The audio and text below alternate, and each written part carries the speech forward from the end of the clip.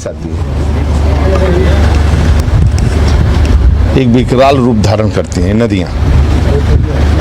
अभी आप देखे होंगे उत्तराखंड और नेपाल की बारिश होने के कारण बनमसा डैम पर सीधे 10 से लेकर 18 फीट पानी बढ़ा, जिसके कारण डैम को खोलना पड़ा और 4 लाख क्यूसेक पानी हमें निकालना पड़ा। और वो नदियों की क्षमता नहीं थी कि वो 4 लाख क्यूसेक पानी को सहन कर सकें, इसलिए नदियों को भी क्रॉस करना पड़ा। इसलिए पीलीभीत, शाहजहांपुर, लखीमपुर इन बेल्टों में बाढ़ का सामना करना पड़ा। लेकिन उन चुनौतियों से हम लोग निपटे भी। राहत सरकार ने आदरणीय योगी जी के नेतृत्व में राहत कार्य से लेकर सभी अधिकारियों को जिस प्रकार समीक्षा करते हैं, तो सभी लोगों को लेकर अधिकारी नीचे तक उनमें लगे। और एक घटना भी हो गई थी, आपको भी आया होगा ध्यान में। एक परिवार के 12 लोग, महिलाएं सहित पुरुष सहित, परवल तोड़ने गए थे।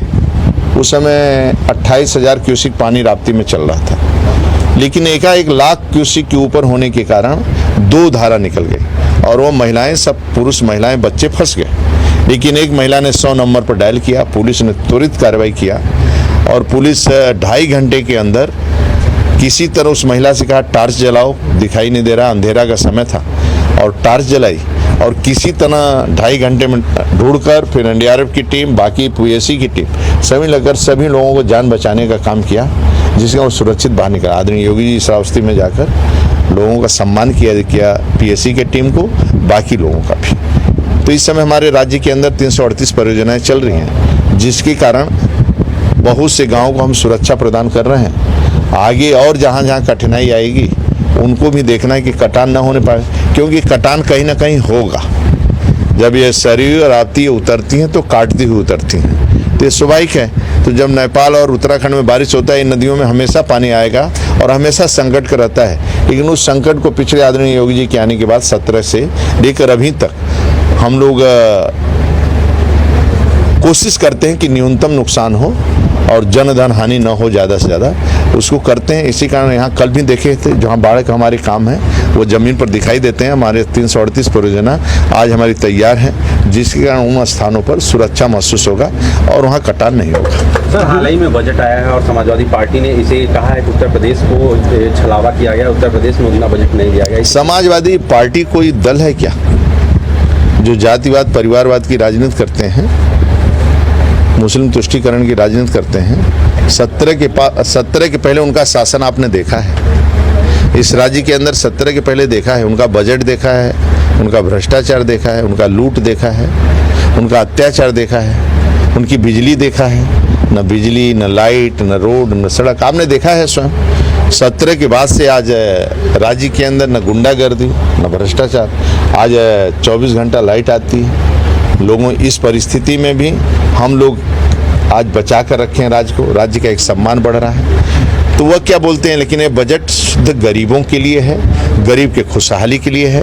और महंगी दवाई जो कैंसर वैंसर के लेकर उन दवाओं को भी सस्ता किया गया है कि लोग इलाज करवा सकें। और ये गरीब गांव, गरीब किसान, युवाओं के लिए, महिलाओं के लिए और ये सभी के लिए बजट है। और ये देश के हित में बजट है और एक गरीब के हित में बजट है। देखेंगे तो बजट का लोग प्रशंसा की। विभिन्न योजनाओं की आपने नमामि गंगे जल जीवन मिशन और भी योजनाओं का किस तरह से आप उसको धरातल पे उतार रहे हैं सरकार? देखिए, आज नीचे तक जा ही रहा है, जिसके कारण जहाँ जहाँ पानी नहीं पहुँचता तो वहाँ पानी पहुँच रहा है। लेकिन फिर भी बहुत काम करने की आवश्यकता है।